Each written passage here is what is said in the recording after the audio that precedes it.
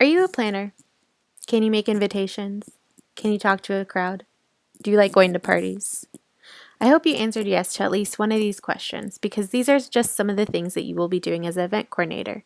In this presentation, we will take a closer look at your role and responsibilities as the new event coordinator. So, you are now the TCC's event coordinator. First off, congrats! It's a fun job, and I know you're going to have a great time. But it also comes with many hats and collaborations with other positions in the company. In this role, you will work closely with the director, the assistant director, the Raising Your Reader coordinator, the Season at a Glance person, and the community visitor coordinator. As event coordinator, you will manage 5 different event types. These include classroom events, after-school events, community visitors, field trips, charity fundraiser events. Let's go over what each of these might look like. The first event that you are responsible for is classroom events. This takes up probably the biggest chunk of your time as an event coordinator. Every month we celebrate the typical calendar holidays while adding other cultural holidays and fun themed days into the mix. Some of these include Holi, International Mud Day, Halloween, and many more. Once you've decided which holidays we will celebrate that year, you will work with the Season at a Glance person to write it down so that we can inform the families. You will also work with the classroom teachers on planning activities for each event and communicate any supplies needed to either the director or the assistant director so they can get purchased. The second event type you are responsible for is after-school events. Currently, we only do 2 consistent after-school events every year, which is the Raising a Reader kickoff event and the end of the year celebration for Raising a Reader / our open house. And they both deal with Raising a Reader, so you will work closely with the Raising a Reader coordinator to plan these events. We recently have also started doing parent workshops in the evenings. This is something new that we are trying this year and we hope to continue. The goal is to have 1 parent workshop a quarter and do them based on things that parents would like to know more about. You will work closely with the director and the assistant director in planning these events. The third event type that is part of your responsibilities is our community visitor events. Depending on the staffing, you might also be the community visitors coordinator. If there already is one, then you will work with them to schedule these events. We aim to have around 6 community visitors visit TCC every year. These can include the fire department, the police department, gardeners, etc. We try to bring in people that the children are going to be interested in. After every community visitor event, you are responsible for making and mailing out a thank you card for that visitor. The children usually are super excited to help and will help you create and draw the card. Field trips is the 4th type of event you will be responsible for. This is my favorite one because we get to leave the school and explore cool and exciting places.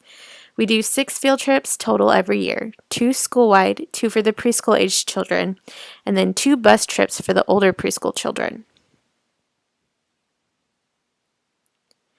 All classrooms are invited to attend. The Seeds, the Sprouts, and the Blossom classrooms are invited for the school-wide field trips. Parents are responsible for the transportation to and from the location, so the location needs to be within a reasonable distance to the school. We schedule these events either at the beginning of the school day or at the end of the school day to make it easier for the families for pickup. Preschool field trips are similar to school-wide field trips with transportation and time. The only difference is that preschool-age children are invited, so just the Sprouts and Blossom classrooms. We have visited many gardens in the past, so if you have any new ideas to bring to the table, that would be super fun and we can kind of get out of our box of just going to gardens.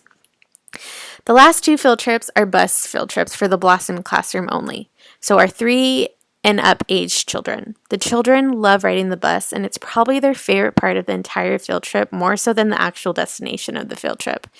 These are scheduled during the mid-morning since we have to adhere to the bus schedule for this. Our charity fundraiser is the last event you will be responsible for. We do this biannually because of all the preparation this event takes. The planning process usually takes roughly about a year before the start of the event. So as the event coordinator, you will pick a charity, make contact with said charity, collaborate on creating an event together, and then executing that event. Now that we've gone over the types of events you'll be responsible for, I want to talk more about what I like to call the 3 phases of every event. The first is the plan and brainstorm phase. The second is the implementation phase. And the third is the review phase. Let's start with the first one. The first one is the brainstorming and planning phase. As the event coordinator, you will brainstorm ideas for events. This doesn't mean you have to do it all by yourself. You can get help from teaching or the administration team. Once events are decided, you will collaborate with the Season at a Glance person to develop the quarterly calendar of events to send out to parents. Next is the implementation phase. After collaborating with the Season at a Glance person, you will inform the families through ProCare. As it gets closer to the event, you will be responsible for making sure announcements are made, supplies are ordered, and a plan is communicated to the teachers about said event. The last phase is the review phase. The event has come and gone, and you are done. Well, not quite.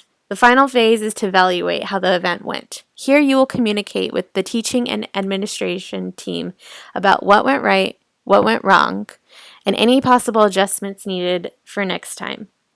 This is key so we can know exactly where we did right and where we did wrong, and we can make adjustments for the next time, because not every event will go as smoothly as we're hoping.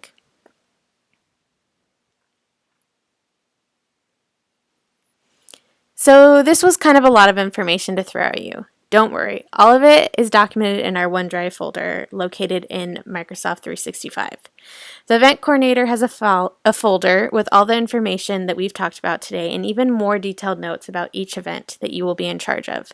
You are responsible for maintaining this folder and making sure it stays up to date. So those are the roles and responsibilities of the event coordinator. I have always loved this position, and I hope you do too. Remember to put your own flair to the events, and most importantly, make it fun and memorable for the kids. They are the reason that we do what we do. So, good luck, and thanks for watching!